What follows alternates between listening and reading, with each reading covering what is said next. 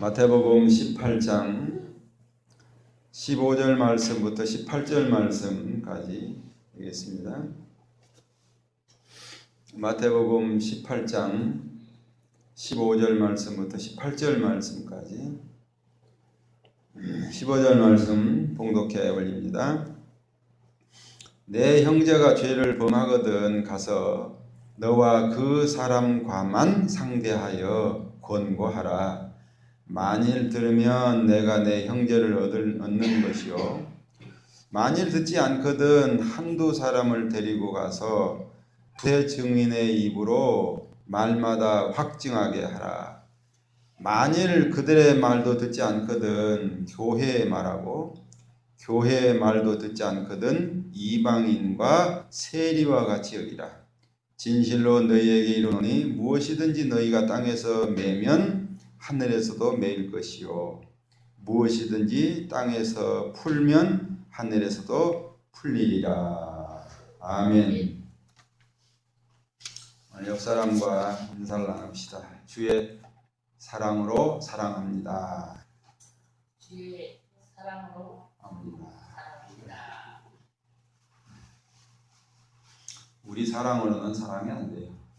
주의 사랑으로 사랑합니다.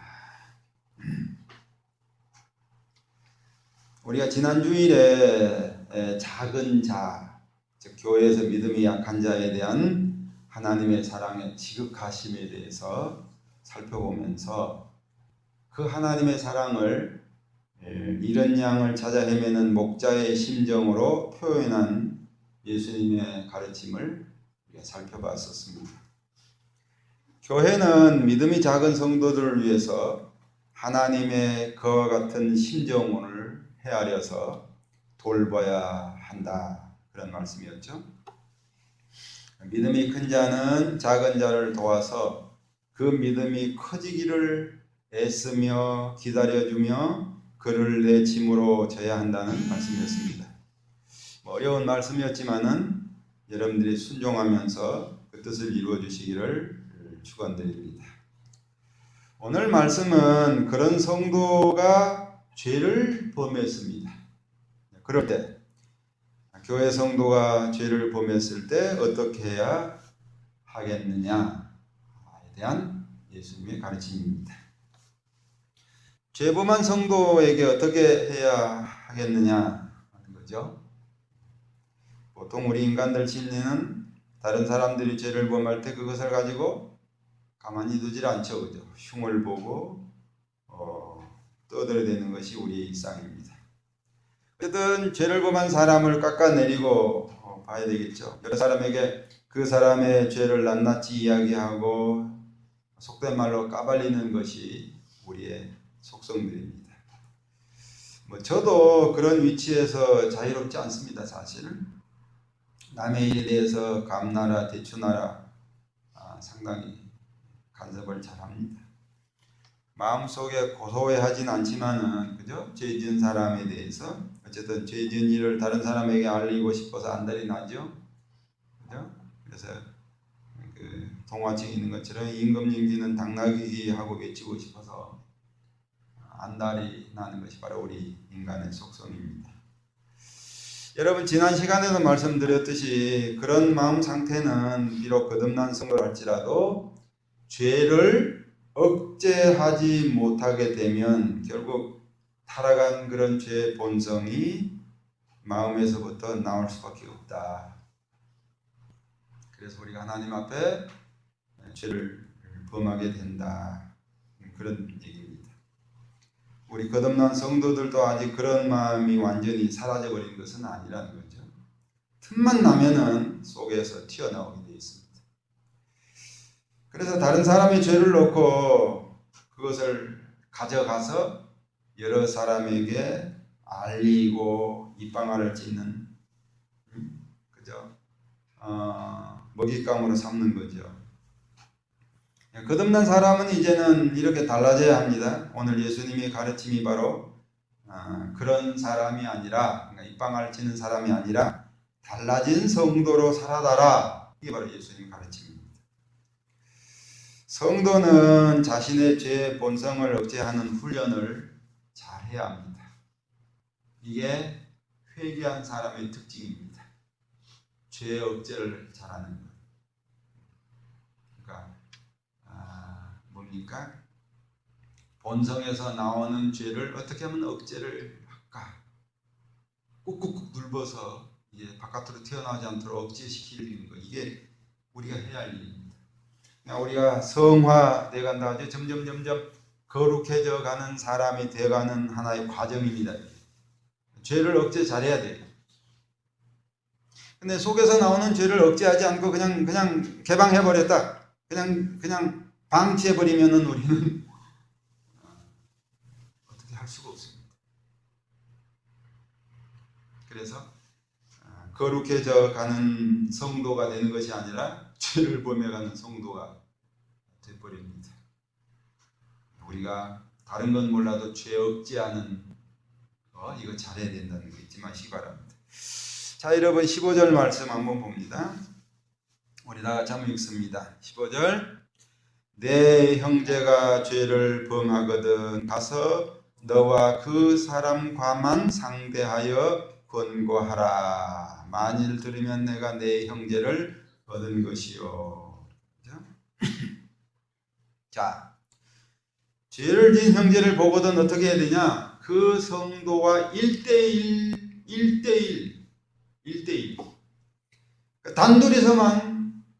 단둘이서만 상대를 해라. 이게 이제 원칙입니다. 우리가 행동해야 할 원칙. 정말 중요한 거예요. 그러니까 죄범한 사람을 발견하거든 그 사람과 단둘이만 만나서, 그러니까 뭐예요? 그 사람이 죄범한 걸 다른 사람에게 하지 말고 그 사람과 단둘이만 만나서 그 사람에게 권고하라는 거죠.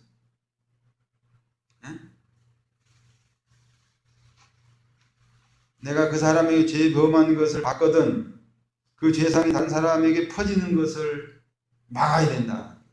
그러니까 다른 사람에게 그 사람의 죄를 가서 떠벌리지 말고 죄범한 그 사람과 단둘이서만 만나서 그 사람이 회개하도록 권고를 했다. 이게 오늘 예수님이 우리에게 요구하시는 겁니다. 여러분, 우리가 성경에서 다소 비슷한 예를 하나 찾아볼 수 있는데요. 사무엘하 12장 1절 말씀을 한번 보겠습니다. 이 사무엘하 전체 12장 전체를 봐야 되는데 너무 길어요. 사무엘하 12장 우선 내가 화면에 1절에서 5절까지만 지금 나오겠죠? 한번 봅시다. 1절. 여호와께서 나단을 다윗에게 보내시니 그가 다윗에게 가서 그에게 이르되 한 성읍에 두 사람이 있는데 한 사람은 부하고 한 사람은 가난하니 그 부한 사람은 양과 소가 심히 많으나 가난한 사람은 아무것도 없고 자기가 사서 기르는 작은 암양 새끼 한 마리뿐이라.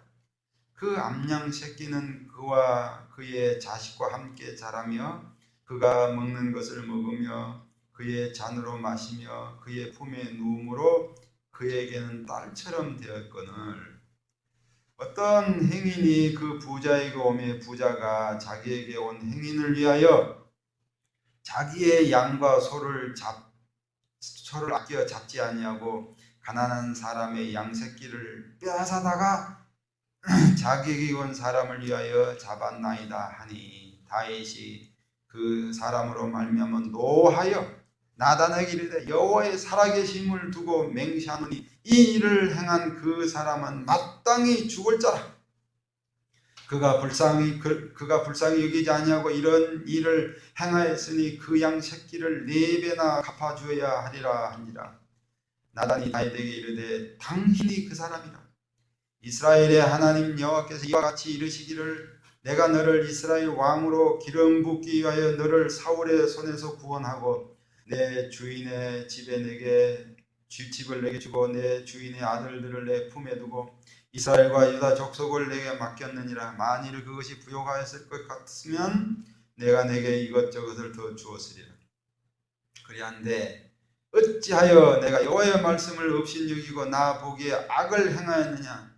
내가 칼로 햇사람 우리아를 치에 암몬 자손의 칼로 죽이고 그의 아내를 빼앗아 내 아내로 삼았도다. 이제 내가 나를 업신여기고 햇사람 우리아의 아내를 빼앗아 내 아내로 삼았은즉 칼이 내 집에서 영원토록 떠나지 아니하리라 하셨고, 여호와께서 또 이와 같이 이르시기를 보라, 내가 너와 내 집에 재앙을 일으키고 내가 내 눈앞에서 내 아내를 빼앗아 내 이웃들에게 주리니 그 사람들이 내 아내들과 더불어 백주에 동침하리라. 너는 은밀히 행하였으나 나는 온 이스라엘 앞에서 백주의 이 일을 행하리라 하셨나이다. 다윗이 나단에게 이르되 내가 여호와께 죄를 범하였나이다 하매, 나단이 다윗에게 말하되 여호와께서도 당신의 죄를 사하셨으니 당신이 죽지 아니하려니와 이 일로 말미암아 여호와의 원수가 크게 비방할 거리를 얻게 하였으니 당신이 낳은 아이가 반드시 죽으리이다 하고 나단이 자기 집으로 돌아가니라.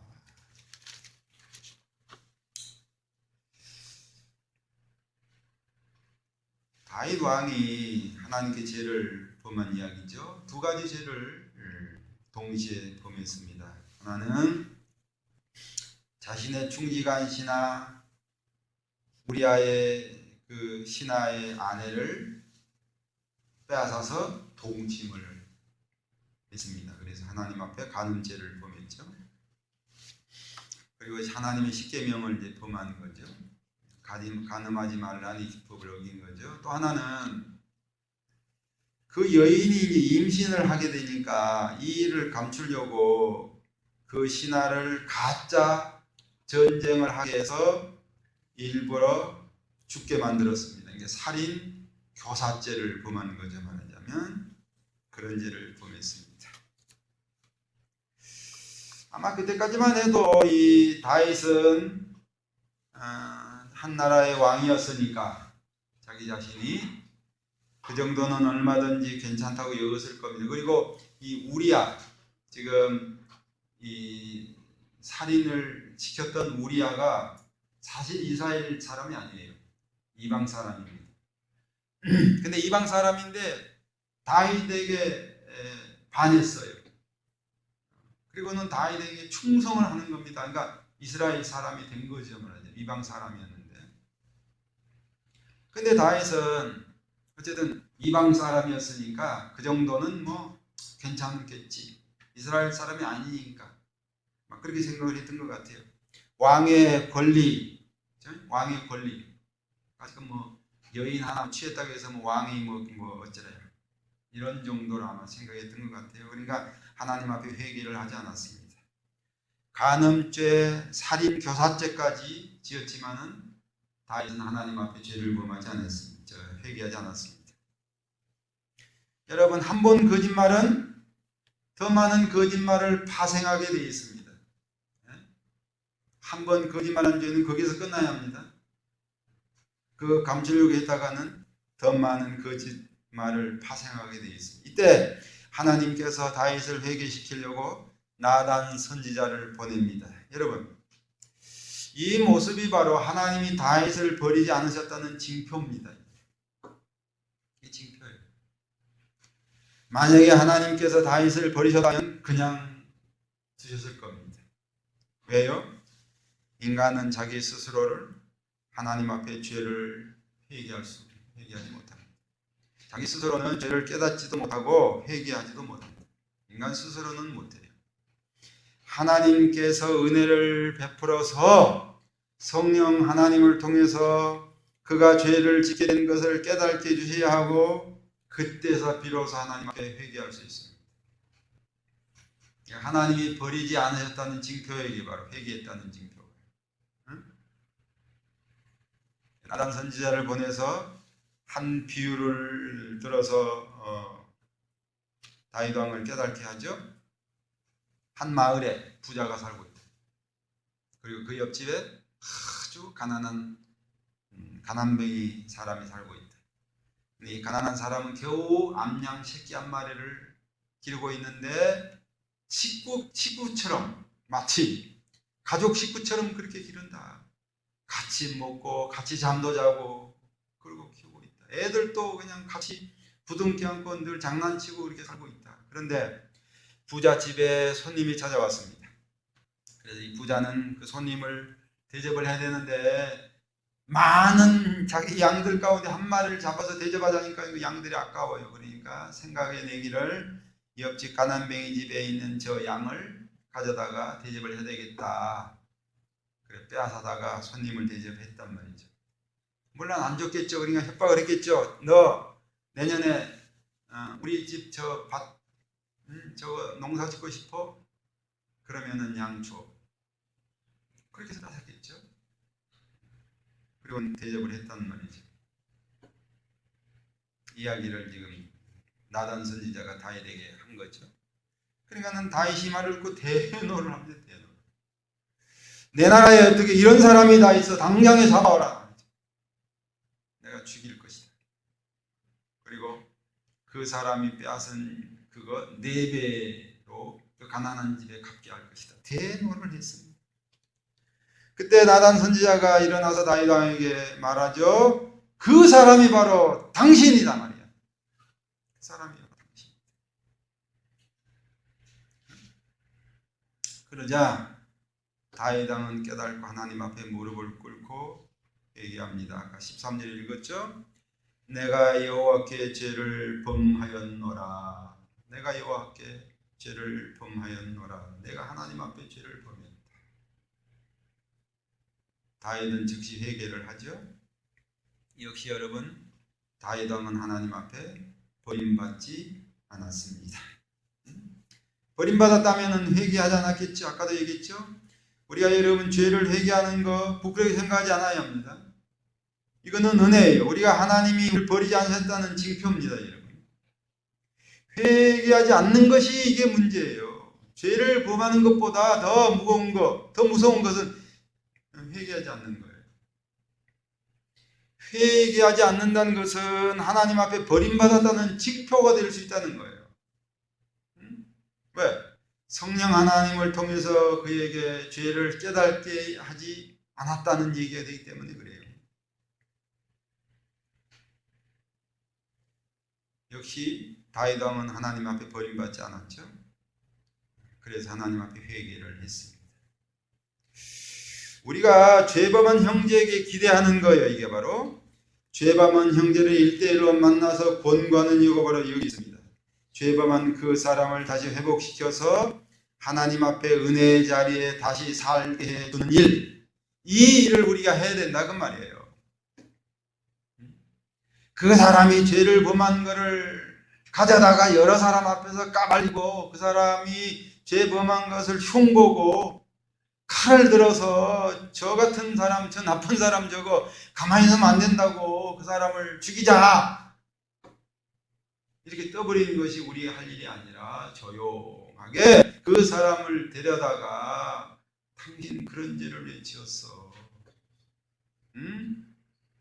그러면서 그 사람을 회개시켜야 된단 말이죠. 왜? 그 사람을 살려야 되니까. 예수님 표현이 뭐라고 했으면 내 형제가 이렇게 말하죠. 내 형제가 지금 내 앞에서 죄를 범한 그 사람을 내 형제다. 내 형제. 하나님의 한 가족이단 말이죠. 내가 하나님의 자녀이면 그 사람도 하나님의 자녀다 그 말이죠. 그러니까 하나님의 한 가족인 그 사람이 하나님 앞에 죄를 범하면 그냥 보지 말고 그 사람의 죄를 이제 다른 사람에게 알리지 말고 너만 알고 조용히 찾아가서 그 사람 혼자만 대면해서 그 사람을 권고해라. 이거예요. 예수님은 우리 성도들의 처신에서 아주 분명하게 말씀을 하죠. 단둘이 만나서 아주 정확한 표현입니다. 죄범한 그 사람과 그것을 목격해서 알고 있는 나 이렇게 단둘이 만나서 절대로 다른 사람에게 말하지 말고 회개를 권면하라. 그러면 그 사람이 하나님 앞에 은혜를 본 사람은 분명히 하나님께서 회개를 시킬 것이다. 그 안에 하나님의 생명을 받은 사람에는 회개를 할 것이다. 그 말이죠. 새 생명을 받은 성도가 맞다면 그 안에 성령 하나님이 계시기 때문에 하나님 앞에 반드시 회개할 것이다. 그리고 은혜 받은 자리에 다시 돌아오게 될 것이다. 회복될 것이다. 그 말이죠. 분명 은혜를 입은 하나님의 자녀로서 죄를 회개하고 죄범한 상태에 가만히 있을 수가 없다. 그 말이죠. 괴롭고 더러운 죄, 슬픈 마음에 사로잡힌 그 사람이 회개하고 하나님께 돌아올 것이다. 그 일을 하자 말이죠. 여기 다윗 왕이 지금 은혜를 입었다는 것이 이래요. 누가 감히 왕에게 가서 지적질을 하겠어요, 그죠? 이 지적질이라는 걸 잘해야 합니다. 지적질.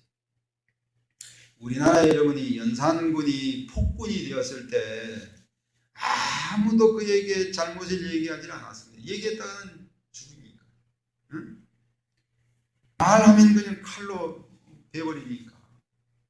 아무도 얘기를 못했죠. 그때 내시 김치선이라는 그 내시가 왕 앞에 나가서 왕의 잘못을 지적해주면서 왕이여 바른 길로 돌아오소서 그렇게 요청을 하죠. 그러자 연산군이 칼을 내리치고 그 김치선 내시를 갖다가 죽입니다. 피가 흐르는 몸을 일으켜서 다시 왕에게 구합니다. 왕이여 바른 길로 돌아오소서. 그러면 듣기 싫다고 화살로 쏴 죽여버려요. 여러분, 회개란 아무나 하는 것이 아닙니다. 불신자는 절대로 하나님 앞에 회개할 수 없습니다. 회개할 수 없습니다.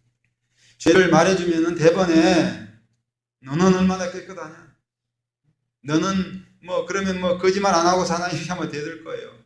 충고? 그거 쉬운 얘기가 아닙니다. 겨우 후회 정도는 할까? 후회. 그것도 싸잡아서 하면 후회할 거예요. 사회가 이렇다. 우리나라가 이래서 이렇다. 그러면서 아마 핑계거리 삼면서 후회하겠죠. 절대로 하나님 앞에 나가서 자신의 죄를 구하면서 용서를 구하여 회개하는 그런 회개는 할 수 없습니다. 이거는 거듭난 성도만 할 수가 있는 특권입니다. 거듭난 성도만 할 수 있어요. 우리가 그렇게 죄범한 형제를 권고하는 것은 그가 회개하여 다시 은혜의 자리에 회복되기를 바라는 그런 우리의 심정에 사는 거예요. 죄를 멀리하고 하나님 앞에 와서 살기를 바라는 마음으로 그 사람을 찾아가서 권고하는 겁니다. 예수님께서 십자가에 죽으셔서 주신 그의 생명을 잃지 않도록 그를 찾아가서 권고하는 겁니다. 그것 때문에 하는 거예요. 또 하나, 우리가 생각해야 하는 것은 뭐냐면은 한 사람의 범죄를 그냥 놔두었을 때 어떻게 되냐면은 교회 전체로 퍼질 수가 있다. 사약이라는 건 그렇습니다. 한 사람의 죄를 그냥 방치하게 되면 그 죄는 교회 전체로 퍼지게 되어 있습니다. 마찬가지예요. 사회에서 그냥 그 사람의 죄를 놔두면 그 죄는 사회 전체로 퍼지게 되어 있습니다. 그래서 형벌이라는 법이 있는 거예요. 범칙금, 교통법규 어기지 마라, 신호 어기지 마라. 한번 놔둬봐요. 난리가 날 거예요. 교통신호 있으나 마나 난리가 날 거예요. 신호 어긴 사람에게 딱지가 날라오야 그래야 사람들은 법을 지켜요. 사람들은요 이상합니다. 만약에 큰 대형마트에 한 사람이 가서 문을 뚫고 물건 훔쳐왔다고 생각해봐요. 그럼 다른 사람들은 어떻게 할까요? 다 훔쳐옵니다. 사람은 그렇게 돼 있어요. 한 사람의 죄를 그냥 놔두면 사회 전체가 오염되고 교회는 교회 전체가 오염된단 말이죠. 여러분, 특히 구약에서 이스라엘 백성들을 섭리하신 하나님 인도하신 방법이었습니다. 이게 교회는 너와 나 그렇게 따로따로 아니에요. 한 몸입니다. 이거 한 몸. 특히 교회는. 이것도 한 예예요. 한번 볼까요? 구약 여호수아서 7장 한번 보시기 바랍니다. 여호수아서 7장. 이것도 전체를 우리가 봐야 되는데 여호수아서 7장. 여호수아서 7장 한번 봅시다. 여호수아서 7장 1절부터 한번 보겠습니다. 1절 이스라엘 사람들이 온전히 바칠 물건으로 말미암아 범죄하였으니 이는 유다 지파 세라의 정손 삽디의 손자 갈미 아들 아간이 온전히 바친 물건을 가졌습니다. 여호와께서 이스라엘 자손들에게 진노하시니라. 여호수아가 여리고에서 사람을 베델 동쪽 베다엔 곁에 있는 아이로 보내며 그들에게 말하 이르되 올라가서 그 땅을 정탐하라 하며 그 사람들이 올라가서 아이를 정탐하고 여호수아에게로 돌아와 그에게 이르되 백성을 다 올라가게 하지 말고 2-3천 명만 올라가서 아이를 치게 하소서. 그들은 소수이니 모든 백성을 그리로 보내어 수고롭게 하지 마소서 하므로 백성 중 3,000명쯤 그리로 올라갔다가 아이 사람 앞에서 도망하니 아이 사람이 그들을 36명쯤 쳐 죽이고 성문 앞에서부터 스바림까지 쫓아가 내려가는 비탈에서 쳤으므로 백성의 마음이 녹아 물같이 된지라. 여호수아가 옷을 찢고 이스라엘 장로들과 함께 여호와의 궤 앞에서 땅에 엎드려 머리에 티끌을 뒤집어 쓰고 저물도록 있다가 이르되 슬프도소이다. 주 하나님 주 여호와여 어찌하여 이 백성을 인도하여 요단을 건너게 하시고 우리를 아모리 사람의 손에 넘겨 멸망시키려 하셨나이까. 우리가 요단 저쪽을 만족하게 여겨 거주하였다면 좋을 뻔하였나이다. 주의 이스라엘이 그의 원수들 앞에서 돌아섰으니 내가 무슨 말을 하오리까. 가나안 사람과 그 땅의 모든 사람들이 듣고 우리를 둘러싸고 우리 이름을 세상에서 끊으리니 주의 크신 이름을 위하여 어떻게 하시려 하시나이까. 여호와께서 여호수아에게 이르시되 일어나라. 어찌하여 이렇게 엎드렸느냐. 이스라엘이 범죄하여 내가 그들에게 명령한 나의 언약을 어겼으며 또한 그들이 온전히 바친 물건을 가져가고 도둑질하여 속이고 그것을 그들의 물건들 가운데 두었느니라. 그러므로 이스라엘 자손이 그들의 원수 앞에 능히 맞서지 못하고 그 앞에서 돌아섰나니 이는 그들도 온전히 바친 것이 됨이라. 그 온전히 바친 물건을 너희 중에서 멸하지 아니하면 내가 다시는 너희와 함께 있지 아니하리라. 저 길죠. 거기까지만 봅시다. 이게 무슨 얘기냐면요, 이스라엘 백성들이 아간이라는 한 사람의 범죄 때문에 전쟁에서 망한 얘기예요. 하나님이 이스라엘 백성들에게 명령을 내리기를 이런 명령을 내렸어요. 너희가 가나안 땅에 들어가거든 그 땅에 어떤 물건이든 갖지 말라. 모든 물건들을 다 불에 태우고 다 없애버려라. 그리고 가나안 땅에 사는 이방 사람들을 한 사람도 남겨주면 다 죽여버리라 그랬단 말이죠. 근데 이제 아간이라는 한 사람이 하나님의 명령을 어겼어요. 금덩어리가 탐이 나고 겉옷이 탐이 났단 말이죠. 그래서 금덩어리 하나하고 겉옷 하나를 몰래 가져다가 자기 집에다가 숨겼어요. 하나님은 그 한 사람의 그 일, 한 사람의 그 일, 그냥 눈 감아줄만 하는 그 한 사람의 그 일. 이스라엘이 몇 명인지 아세요? 300만 명쯤 돼요. 300만 명.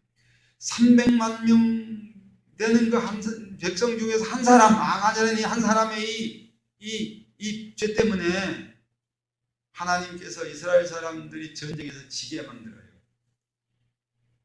이스라엘 사람들이 많이 죽게 만들어요. 여호수아가 이상하단 말이죠.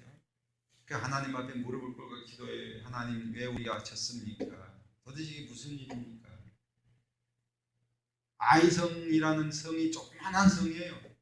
그러니까 3,000명만 데리고 올라가면 충분히 우리가 성을 함락시킬 수 있다 그래서 3,000명을 데려갔는데 그만 졌단 말이죠. 사람들이 많이 죽었단 말이죠.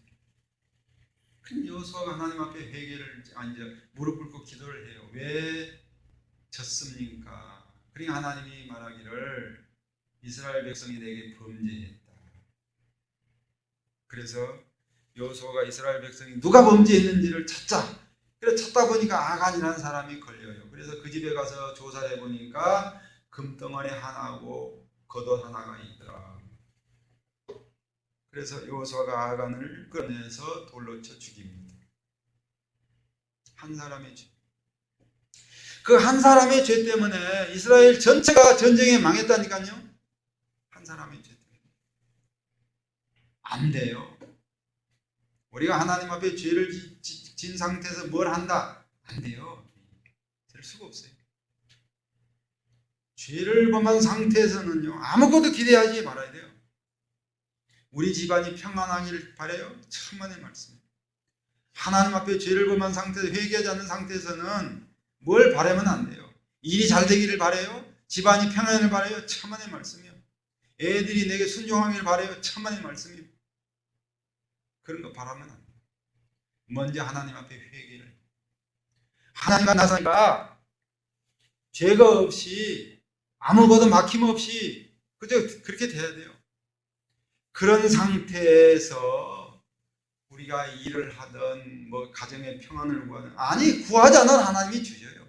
아니 일 잘되게 그걸 구하지 않아도 하나님이 일 잘되게 주신다고. 문제는 그거예요. 이스라엘 백성들이 아이성을 쳐서 전쟁에 이길 줄 알았는데 졌단 말이죠. 한 사람의 죄 때문에. 이스라엘 전체가 하나님 앞에 지은 죄로 그렇게 하나님이 보시고는 이스라엘 백성들을 전쟁에서 치게 하는 거죠. 여러분 죄라는 것은 그렇게 무서운 전념성을 가지고 있어요. 아간이 한 사람의 죄 때문에 이스라엘 전체가 전체의 이 죄를 감염시킬 수 있단 말이에요. 그러니까 하나님은 그냥 이 작은 죄, 정말 작은 죄, 그냥 눈 감을 수도 있는 이 작은 죄를 하나님은 놔두지를 않습니다. 결국은 이 사람 죄 때문에 온 백성이 하나님 앞에 징벌을 받는 거죠. 여러분 우리 교회는 특히 교회는 거룩해야 돼요.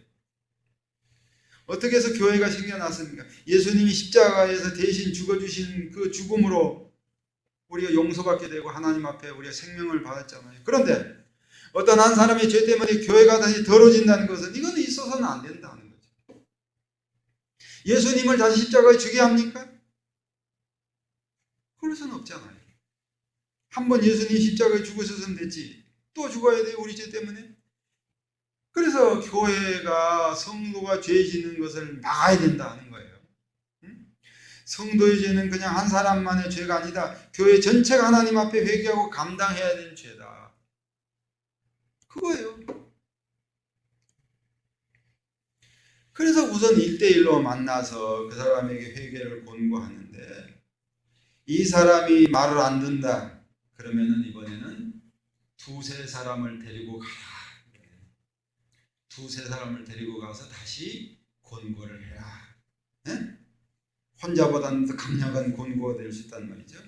그래서 그 형제에게 회개하면은 그 형제를 얻게 된다. 얼마나 감사한 일입니까? 그러나 그때도 역시 권고를 받아들이지 않고 회개하지 않으면은 마지막으로 그 죄를 범한 사람을 어떻게 해요? 이번에는 교회 전체로 데리고 와라. 교회 앞에 데리고 와서 교회 전체 앞에서 그 사람이 회개할 기회를 줘. 여러분 우리나라 법원이 3심제죠.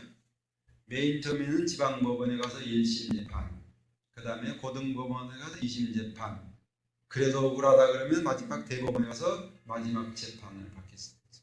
이 3심제 재판이 어디서 나온지 아세요? 바로 여기 성경에서 나온 거예요. 성경에서 이게 따간 거예요. 성경에서. 성경 말씀대로 우리가 사람을 한 번 해서 안 되면은 두 번, 그래도 안 되면은 세 번까지 억울한 일을 풀어주자. 이게 바로 성경에서 나온 거예요. 교회에서 그렇단 말이에요. 처음엔 혼자 가서 권하고, 그 다음에는 두세 사람 데려가서 권하고, 그래도 안 되면 이번에 교회 전체 앞에 끌고 와서 이 사람의 죄를 회개시켜요. 그래서 그 사람이 회개하면은 우리는 그 형제를 얻게 되는 것이다. 하지만 말을 듣지 않으면 이번은 어떻게 해요? 교회에서 아예 불신자 취급을 해라. 에? 교회에서 쫓아내라. 회개하자면은 교회에서 쫓아내라. 그러니까 교회에 못 나오게 하라는 것이 아니라 이 사람은 지금부터 교인이 아니다. 이렇게 선언을 하는 거죠.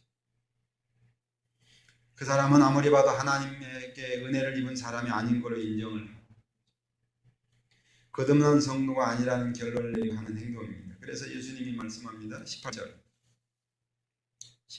보셔요. 18절 뭐라 합니까? 다 같이 한번 읽어볼까요? 진실로 너희에게 이르노니 무엇이든지 너희가 땅에서 매면 하늘에서도 맬 것이요 무엇이든지 땅에서 풀면 하늘에서도 풀리리라. 여기 너희가라고 되어 있죠. 그러니까 천국 열쇠를 우리에게 하나님이 주시는데 교회 전체에 천국 열쇠를 주셨다. 어느 한 사람에게 천국 열쇠를 준 것이 아니다. 교회 목사님, 교회 신부님 그렇게 한 사람에게만 하나님이 교회 열쇠를 준 것이 아니라 교회 전체 교회 전체에 하나님이 천국 열쇠를 주었다. 그러므로 이 말씀은 함부로 어떤 사람을 정죄하는 일을 행해서는 안 된다. 그렇지만 또 교회에 한 죄를 범한 한 사람을 그냥 방치해서도 안 된다. 하여간 죄는 우리에게서 친하면 안 됩니다. 절대로 죄는 친해서는 안 돼요. 죄는 멀리 해야 됩니다. 절대로 죄는 가까이 두면 안 됩니다. 우리는 이 죄로 인해서 누구를 정죄하기 전에 먼저 나 스스로가 하나님 앞에 죄를 범하지 않아야 된다. 그리고 죄를 범하게 되면 즉시 하나님 앞에 회개하는 것, 이거 잊지 말아야 합니다. 죄는 놔두면 놔둘수록 더 커지게 되어 있습니다. 어떤 죄든지 작은 죄부터 시작해서 죄를 범하면 즉시 하나님 앞에 무릎 꿇고 하나님, 제가 실수를 범했습니다. 제가 연약해서 하나님 앞에 죄를 범했습니다. 그리고 회개합니다. 그게 우리 신자들의 사는 모습입니다. 여러분, 회개하는 것은 하나님의 은혜예요. 회개 안 하는 것이 문제입니다. 회개하면 하나님은 여러분들의 죄를 그 즉시 받으시고 용서하시고 다시 여러분들에게 은혜를 베풀어 주실 겁니다. 그게 하나님의 은혜입니다. 이 말씀 잊지 마시고 이 말씀대로 사는 여러분 되시기를 주의 이름으로 축원합니다.